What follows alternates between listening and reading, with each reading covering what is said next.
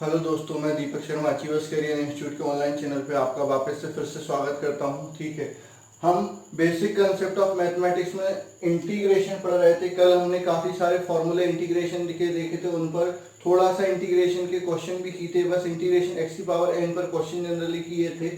कुछ फॉर्मूले और हैं जो आपको याद रखने हैं, जैसे कि ये है integration of 1 x square plus a square d x. तो इसका इंटीग्रेशन क्या होता है, 1/a tan inverse x upon a plus c. ये आपको एज इट इज याद करना है। ऐसे ही आपका इंटीग्रेशन अगर आप करते हो किसका, x square minus a square का, 1/x square minus a square का, तो ये क्या हो जाएगा 1/2a log x minus A upon x plus a. ठीक है, ये भी आपका क्या हो सकता है, सब्स्टिट्यूशन से हो सकता है। ऊपर नीचे 2a का मल्टीप्लाई करो, 2a को क्या लिख दो, एक को लिख दो आपका क्या x प्लस ए प्लस एक्स, और एक को क्या लिख दो a माइनस एक्स। ठीक है, तो x से x कैंसिल हो जाएगा। फिर इसके फैक्टराइजेशन करके दो पार्ट में आप इसको सॉल्व करके इंटीग्रेशन ये निकाल सकते हो। निकालने का तरीका भी होता है, मैं चलो इसको करके बता देता हूँ ये कैसे आया है। एक्चुअली क्या है कि आप एज अ फॉर्मूला याद रखो तो ज्यादा बेटर है, क्योंकि फिजिक्स में ये एज अ फॉर्मूला ही यूज होना है। निकालना बिल्कुल मैं बता सकता हूँ कैसे करेंगे इसका इंटीग्रेशन। देखिए क्या होगा, ये आपका दिया है dx upon x square minus a square. ठीक है, मैं दोनों तरफ 2a का मल्टीप्लाई करता हूं, तो ये क्या हो जाएगा 1/2a, ऊपर क्या हो जाएगा 2a dx, नीचे के मैं फैक्टर कर देता हूं तो x minus A into x plus a. ठीक है, उसके बाद मैं क्या करता हूं, इसको बराबर 1/2a लिखता हूं। यहां पर जो ऊपर 2a है उसको मैं क्या लिख देता हूं, a माइनस एक्स। ठीक है, और a plus x plus a minus x लिख देता हूं, और dx लिख देता हूं। नीचे क्या आएगा, x minus A into x plus a. ठीक है, इसको अलग अलग करके भी अपन लिख सकते हैं 1/2a, इसको अपन लिख सकते हैं integration x plus A upon x minus A into x plus a. ठीक है, माइनस यहां से क्या हो जाएगा, x माइनस ए कॉमन आ जाएगा, a माइनस एक्स है, माइनस कॉमन ले लिए तो x माइनस ए हो जाएगा, अपॉन में x minus A into x plus a. ठीक है, और इसका भी इंटीग्रेशन dx के रिस्पेक्ट में, इसका भी इंटीग्रेशन dx के रिस्पेक्ट में अलग अलग कर लिया। इससे ये कैंसिल हो जाएगा, इससे ये कैंसिल हो जाएगा, 1/2 बाहर रहेगा, इंटीग्रेशन होगा किसका, dx upon x minus a minus dx upon x plus a. ठीक है, अब इनका इंटीग्रेशन, तो 1/x का इंटीग्रेशन क्या होता है आपका log x, तो ये आपका आ जाएगा 1/2a, यहां पर क्या हो जाएगा log x minus a minus log x plus a. ठीक है, log की प्रॉपर्टी लगा देंगे log m माइनस n, तो क्या हो जाएगा log m upon log n। तो ये वाला फॉर्मूला इस तरह से डेराइव हो जाता है। तो अपन को डेरिवेशन याद नहीं रखना, हमको एज अ फॉर्मूले ये याद रखने करने को। तो मैं इन सबका पूरे हर एक चीज का क्या कर सकता हूँ, डेरिवेशन कर सकता हूँ, लेकिन आप फॉर्मूले याद रखेंगे। तो आपका क्या होगा 1/x square minus a square का इंटीग्रेशन क्या होगा 1/2a log x माइनस ए अपॉन में x प्लस ए प्लस सी। ऐसे ही आपका अगर a square minus x square होगा तो 1/2। ठीक है, बस ये जो नीचे वाली चीज ये पलट जाएगी और a प्लस एक्स और a माइनस एक्स हो जाएगा। वहीं पर अगर मैं इंटीग्रेशन करता हूं dx अपॉन रूट में x square plus minus a square, plus भी हो सकता है माइनस भी हो सकता है, तो इसका आंसर क्या आएगा log x प्लस, यहां पर प्लस होगा, रूट में जो नीचे वाली चीज है वो एज इट इज यहां पर आ जाएगी। ठीक है, दूसरा अगर मैं इंटीग्रेशन करता हूं रूट में a square minus x square, अगर 1 माइनस एक्स स्क्वायर होगा तो साइन इनवर्स एक्स हो जाएगा, और ए स्क्वायर माइनस एक्स स्क्वायर होगा तो sign inverse x upon a हो जाएगा। ठीक है, इंटीग्रेशन करते हैं रूट में एक्स, रूट में x square minus a square, यहां पर अगर 1 होता तो सेक इनवर्स एक्स हो जाता, यहां पर a है तो 1/a sec inverse x upon a हो जाएगा। ये आपको एज अ फॉर्मूला याद रखना है। ठीक है, उसके बाद आपका इंटीग्रेशन जो मैं वहां पर बता रहा था कि एक ही जगह 1 हो जाएगा तो क्या हो जाएगा सेक इनवर्स एक्स प्लस सी हो जाएगा। अब जो ये नीचे थे अगर ऊपर आते हैं तो इसमें एक टर्म और ऐड हो जाएगी, ठीक है। तो आपका क्या हो जाएगा, इंटीग्रेशन कर रहे हैं रूट में x square plus minus a square का, प्लस भी हो सकता है माइनस भी हो सकता है डीएक्स के रिस्पेक्ट में। तो क्या होगा, एक्स इंटू रूट में x square plus minus a square upon 2 plus minus, अगर प्लस है तो प्लस, माइनस है तो minus, plus minus a square by 2 log e x plus root में x square plus minus a square plus c, ये आपका हो जाएगा। मेन तो ये फॉर्मूले याद रखना थोड़ा सा टिपिकल काम है, कठिन काम है, क्योंकि जब तक इनका यूज नहीं होगा तब तक आप इनको याद नहीं रख पाओगे। लेकिन आपको मैथमेटिक्स में इनका यूज बहुत ज्यादा होना है, तो वहां पर तो आप जो मैथमेटिक्स वाले बच्चे हैं वो तो याद कर ही लेंगे, और जो बायो वाले बच्चे हैं उनको इतना ज्यादा यूज नहीं आएगा। फिर भी अगर बहुत टफ क्वेश्चन बनेगा, मतलब कहीं पर फिजिक्स केमिस्ट्री में इनका कभी कभार यूज आ जाता है, तो फिर वहां पर बच्चों को समझ में नहीं आता सर ये कहां से आया। तो मैं बता देता हूं कि ऑलरेडी मैं ये फॉर्मूले आपको लिखवा चुका हूं, बता चुका हूं ये वहां से आया, इसलिए मैं आपको पहले ये फॉर्मूले बता रहा हूं कि अगर फिजिक्स में कभी भी यूज आया तो आप इंटीग्रेशन और डिफरेंशिएशन के फॉर्मूले से वाकिफ रहें कि ये इंटीग्रेशन का फॉर्मूला होता है और ये डिफरेंशिएशन का फॉर्मूला होता है। अब रूट में एक्स ए स्क्वायर माइनस एक्स स्क्वायर का इंटीग्रेशन करते हैं, तो ये क्या हो जाएगा, एक्स रूट में a square minus x square upon 2 plus a square upon 2 sine inverse x upon a plus c हो जाएगा। अब अगर आपका एक फंक्शन है ए किसका, एक्स सी, यहाँ पर ए एक्स प्लस बी है, तो उसका इंटीग्रेशन जो होता है, जैसे साइन ए एक्स प्लस बी होता है, तो साइन एक्स का इंटीग्रेशन क्या होता है, माइनस कॉस एक्स, तो यहाँ पर minus cos A x plus B आएगा, अपॉन में ए चला जाएगा। अब इंटीग्रेशन बाय पार्ट्स, मान के चलो दो फंक्शन है, दो फंक्शन का प्रोडक्ट है और उनका इंटीग्रेशन करना है, तो फिर उसके लिए इंटीग्रेशन इस फॉर्मूले से होगा। क्या है फॉर्मूला, कि ये दो फंक्शन है, इनमें से पहला फंक्शन बाहर, दूसरे का इंटीग्रेशन माइनस दूसरे का इंटीग्रेशन इनटू पहले का डिफरेंशिएशन और फिर पूरे का इंटीग्रेशन। अच्छा, अब दो फंक्शन में से पहला फंक्शन किस कर चुके हैं, अब अपन बात कर रहे हैं कि इसमें से फर्स्ट फंक्शन कौन सा होगा। तो ये आपका ऑर्डर है फर्स्ट फंक्शन का, क्या, आई लेट, आई मतलब इनवर्स फंक्शन, एल मतलब लॉगरिथमिक फंक्शन, ए मतलब अलजेब्रिक फंक्शन, टी मतलब ट्रिग्नोमेट्रिक फंक्शन और ई मतलब एक्सपोनेंशियल फंक्शन। सर इसका यूज बताओ, यूज नहीं आ रहा समझ में, कहां पर होगा, तो आपने इंटीग्रेशन पढ़ा लॉग ई एक्स का, हाँ सर लॉग ई एक्स का इंटीग्रेशन आता है, क्या होता है बेटा, 1 अपॉन एक्स डिफरेंशिएशन होता है, इंटीग्रेशन नहीं होता। अभी तक आपने लॉग ई एक्स का इंटीग्रेशन नहीं देखा है, तो सर फिर कैसे करेंगे, इसी फॉर्मूले से करेंगे। सर यहाँ तो केवल एक ही फंक्शन है, दो फंक्शन कहाँ है, बिल्कुल है, आपको दिख जाएंगे। अभी कहां पर देखेंगे, इसको लिखूंगा 1 into log e x D x, ठीक है। तो ये आपका एक फंक्शन ही हो गया, एक फंक्शन ही हो गया। अब इनमें से फर्स्ट फंक्शन किसको माने, इनवर्स फंक्शन है क्या, कोई इनवर्स फंक्शन नहीं है। लॉगरिथमिक फंक्शन है क्या, हाँ सर लॉगरिथमिक फंक्शन है, तो पहले फर्स्ट फंक्शन आपका ये माना जाएगा।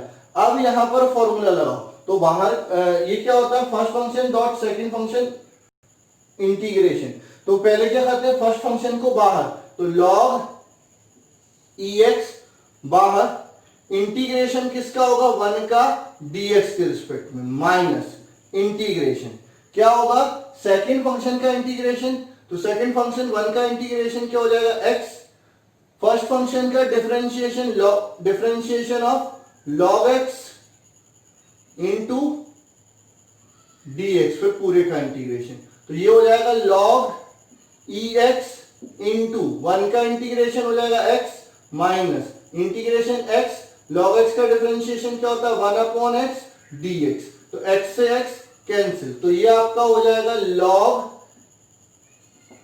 ये हो जाएगा आपका log ई एक्स इंटू एक्स माइनस 1 का इंटीग्रेशन x। तो अब x का ले लेंगे, कॉमन ले लेंगे, तो x बचा क्या, log ई एक्स माइनस 1 प्लस सी, तो आपका क्या हो जाएगा, इसका इंटीग्रेशन ये हो जाएगा। ऐसे कई इंटीग्रेशन है जो डायरेक्ट फॉर्मूले से सॉल्व नहीं होंगे, तो उनको बाय पार्ट अपन इंटीग्रेट करके सॉल्व कर सकते हैं। तो ये तो हो गए आपके इनडेफिनेट इंटीग्रेशन। अब अपन बात करते हैं डेफिनेट इंटीग्रेशन। इनडेफिनेट इंटीग्रेशन में हर जगह क्या लगाया मैंने, प्लस सी लगाया है। डेफिनेट इंटीग्रेशन में क्या होता है, जो वेरिएबल होता है उसकी लिमिट दी जाती है, जो वेरिएबल होता है वो लिमिट दी जाती है। तो आपका डेफिनेट इंटीग्रेशन क्या हो जाएगा, a से b f of x dx, ठीक है। तो मान के चलो इसका इंटीग्रेशन क्या हो जाएगा, f x, मतलब नया फंक्शन आएगा किसका, x का, तो f x इंटीग्रेशन हो जाएगा, लिमिट क्या आएगी a से b। तो इसमें क्या करेंगे, पहले x की जगह पर अपर लिमिट, तो f b, फिर माइनस f x की जगह पर लोअर लिमिट। इस तरह से ये इंटीग्रेशन होगा। जैसे कि एक क्वेश्चन देता हूं, इंटीग्रेशन करना है x की पावर 3 का dx, x की वैल्यू कहां से जानी है, 2 से 3। तो इसका इंटीग्रेशन क्या होगा, x की पावर n का इंटीग्रेशन क्या होता है, x की power n plus 1 upon n plus 1। Limit कहां से कहां तक, 2 से, ठीक है, n प्लस 1 मतलब 3 प्लस 1, और यहां पर भी 3 प्लस 1, लिमिट 2 से 3 तक, ठीक है। तो ये हो जाएगा x की पावर 4 अपॉन 4, लिमिट 2 से 3 तक। तो पहले अपर लिमिट आएगी 3, तो आपकी 3 की पावर 4 अपॉन 4 माइनस x की जगह लोअर लिमिट 2 की पावर 4 अपॉन 4, तो ये हो जाएगा 3 की पावर 4 माइनस 2 की पावर 4 अपॉन 4। ये आपका क्या हो जाएगा, आंसर हो जाएगा। तो डेफिनेट इंटीग्रेशन में क्या रखना पड़ता है, लिमिट रखना पड़ता है। अब मैथमेटिक्स में तो डेफिनेट इंटीग्रेशन में भी लिमिट के लिए भी आपकी क्या है, प्रॉपर्टीज हैं। तो हम उतना ज्यादा डिटेल में नहीं जाएंगे। हमारे लिए इंटीग्रेशन के जितने फॉर्मूले हमने लिखे हैं वो हमको याद होने चाहिए, इंटीग्रेशन हमको करना आना चाहिए। और अब बाकी आगे जो फिजिक्स पढ़ते जाएंगे कैसे इंटीग्रेशन का यूज होगा मैं वहां पर बताता चलूंगा। बस आपको क्या काम करना है, इंटीग्रेशन के ये फॉर्मूले याद कर लेने हैं, ठीक है। अब लास्ट टॉपिक और बच गया आपका mathematics, basic concept of mathematics में, वो भी अपन खत्म कर लेते हैं। क्या, आपका फॉर्मूला फॉर ज्योमेट्री, ज्योमेट्री के फॉर्मूले और उनके ग्राफ, ठीक है, ज्योमेट्री के फॉर्मूले और उनके ग्राफ, ठीक है। तो अपन को कुछ ग्राफ देखने, कुछ फॉर्मूले देखने। तो सबसे पहला आपका फॉर्मूला फॉर ज्योमेट्री, सबसे जो पहला फॉर्मूला आता है उसको अपन क्या बोलते हैं, डिस्टेंस फॉर्मूला, ठीक है। अगर दो कोऑर्डिनेट है तो d बराबर आपने पढ़ा है रूट में एक्स स्क्वायर, x2 का स्क्वायर माइनस x1 का स्क्वायर प्लस y2 का स्क्वायर माइनस y1 का स्क्वायर। अगर दो पॉइंट हैं, एक के कोऑर्डिनेट x1 y1 और दूसरे के कोऑर्डिनेट x2 y2 है, तो इनके बीच का जो डिस्टेंस होगा वो इस फॉर्मूले से। अगर ये 3 डायमेंशनल में होता तो d बराबर क्या हो जाता, रूट में x2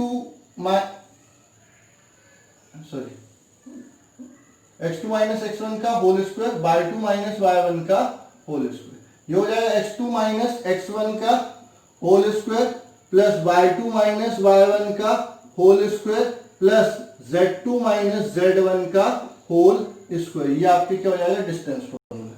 फिर आपका मान के चलो ये दो पॉइंट है, ठीक है। आपका यहां के कोऑर्डिनेट है x1 y1, इसके कोऑर्डिनेट है x2 y2। यहां पर बीच का जो पॉइंट है वो x y है, इसको m1:m2 रेशियो में डिवाइड करता है। तो सेक्शन फॉर्मूला क्या बोलता है, x बराबर क्या हो जाएगा, m2x1 plus m1x2 divided by m1 plus m2।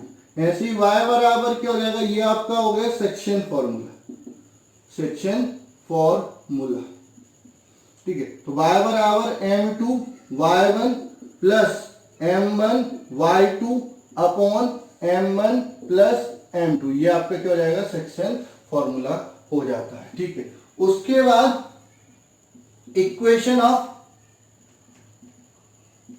Line, ठीक है। लाइन की इक्वेशन क्या होती है, y बराबर mx प्लस c, ठीक है। जैसे ही आपकी ग्राफ है, ये x एक्सिस, ये y एक्सिस, ठीक है। तो ये आपका क्या हो जाएगी, हो गई लाइन।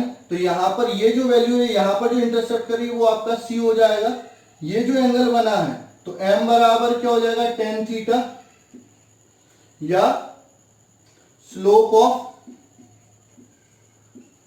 लाइन, ठीक है, ये आपकी इक्वेशन हो जाती है। तो जब भी बाय एक्स के डायरेक्टली प्रोपोर्शनल होगा, ठीक है, तो वो क्या आएगी, उसकी जो ग्राफ आएगा वो कैसा आएगा, स्ट्रेट लाइन। अगर यहां पर कुछ नहीं है, मतलब जीरो है, तो वो कहां से होकर जाएगा, ओरिजिन से होकर जाएगा। मतलब आपका y बराबर mx होता, y बराबर mx, तो वो कहां से जाएगा, यहां पर। अब प्लस सी है तो पॉजिटिव है तो ऊपर काटेगा बाय एक्सिस को, और नेगेटिव है तो नीचे काटेगा। स्लोप पॉजिटिव है तो ऊपर की तरफ लाइन जाएगी, और स्लोप नेगेटिव है तो नीचे की तरफ लाइन जाएगी, ठीक है। तो ये आपकी ग्राफ हो जाते हैं। तो ग्राफ में आपको बता ही देता हूं कैसे कैसे होंगे। y बराबर mx प्लस सी, तो ये हो गया, y बराबर mx ही हो गया, y बराबर mx माइनस सी, तो वो किस तरह से हो जाएगा, ये इस तरह से हो जाएगा, ये माइनस सी, और y बराबर m, इसका स्लोप पॉजिटिव हो गया। अब अगला y बराबर माइनस एम एक्स प्लस सी, तो ये आपका कुछ इस तरह से हो जाएगा, c पॉजिटिव है, m नेगेटिव है, ठीक है। उसके अलावा अगर आपका आता है y बराबर माइनस एम एक्स, ठीक है, तो वो इस तरह से आपकी जो इक्वेशन है वो लाइन इस तरह से चली जाएगी। तो ये लाइन की इक्वेशन और उसके ग्राफ हो जाते हैं, ठीक है। अब इनके अलावा जो ग्राफ आता है, एक आता है पैराबोला, पैराबोला और सर्कल, ठीक है। तो पहले सर्कल की बात कर लेते हैं। अगर आपका ये है x square plus y square बराबर ए स्क्वायर, तो ये जो ग्राफ होता है वो क्या हो जाता है, सर्कल हो जाता है, ठीक है, जिसके सेंटर कहां पर है, 0 0 पर, और ए क्या है, इसकी रेडियस है। इसको अपन ऐसे भी लिख सकते हैं, x minus k whole square plus y minus j whole square बराबर ए स्क्वायर। तो आपका क्या हो जाएगा, ये आपका इक्वेशन तो सर्कल की हो जाएगी, ठीक है, यहां पर, लेकिन इसके जो सेंटर होंगे वो के कॉमा जे हो जाएंगे, और रेडियस क्या हो जाएगी, ए हो जाएगी। तो ये सर्कल की इक्वेशन हो जाती है। उसके बाद आता है पैराबोला। तो पैराबोला होता है वाई स्क्वायर बराबर 4ax, ठीक है, या एक्स स्क्वायर बराबर 4ay,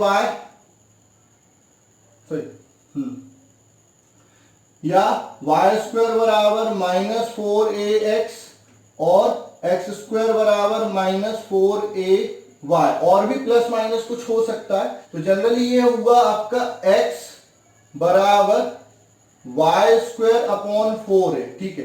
तो इसका जो पैराबोला बनेगा वो कैसा बनेगा, x जो है वो y के स्क्वायर के प्रोपोर्शनल। तो ये जो होगा, जैसे y की जो भी वैल्यू आएगी x उसका क्या हो जाएगा, स्क्वायर। तो ये आपका पैराबोला इस तरह से आएगा।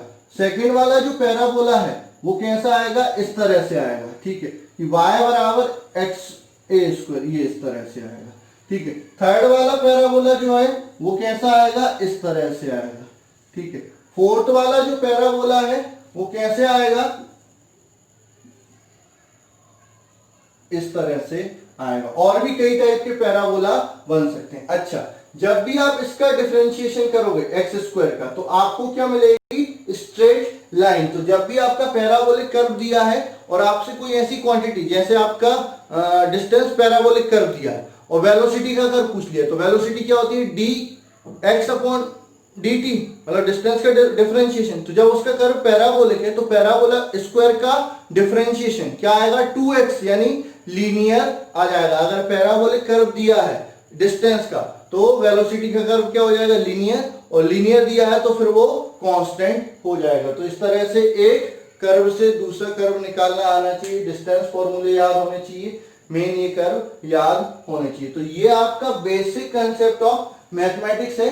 अब इनका यूज आपके फिजिक्स में कैसे होगा, तो जब यूज होगा तब मैं आपको धीरे धीरे बताता जाऊंगा। बस अब आपको काम क्या करना है कि ये सारे फॉर्मूले टाइम टू टाइम रिवाइज करते जाना है। अगर भूल गए तो ये बहुत बड़ी दिक्कत हो जाएगी, तो भूलना नहीं है, टाइम टू टाइम इनको रिवाइज करना। अगर कहीं पर कुछ दिक्कत आती है तो बिल्कुल आप मेरे से डिस्कस कर सकते हैं। अब ये मत बोलना सर इतने सारे फॉर्मूले हो गए, याद कैसे करेंगे, याद तो करना पड़ेगा, इवन जो मैथमेटिक्स वाले हैं वो 12th में जाके याद करेंगे, तो बेटर है कि अभी से याद कर लो, ठीक है। तो अपना 11th भी अच्छा हो जाएगा, फिजिक्स भी अच्छा हो जाएगा, केमिस्ट्री भी अच्छा हो जाएगा। जिसका मैथमेटिक्स स्ट्रांग होता है, बेसिक मैथमेटिक्स, उसके लिए सारी चीजें इजी हो जाती हैं। तो थोड़ी सी मेहनत यहाँ पर लगेगी। हाँ, अगर ये नहीं पढ़ा तो भाई मैं नहीं जानता फिजिक्स कितनी भारी आपको पढ़ने वाली है, ठीक है। तो बेटर है कि इसको पढ़ लेना, और जहां पर यूज होगा वहां पर भी मैं बता दूंगा फॉर्मूला। ऐसा नहीं है कि याद करना है तो मैं फॉर्मूले ही नहीं बताऊंगा, यूज होगा, मैं बताऊंगा कि ये फॉर्मूला अपन ने पढ़ा था तो यूज कर लेना, तो फिर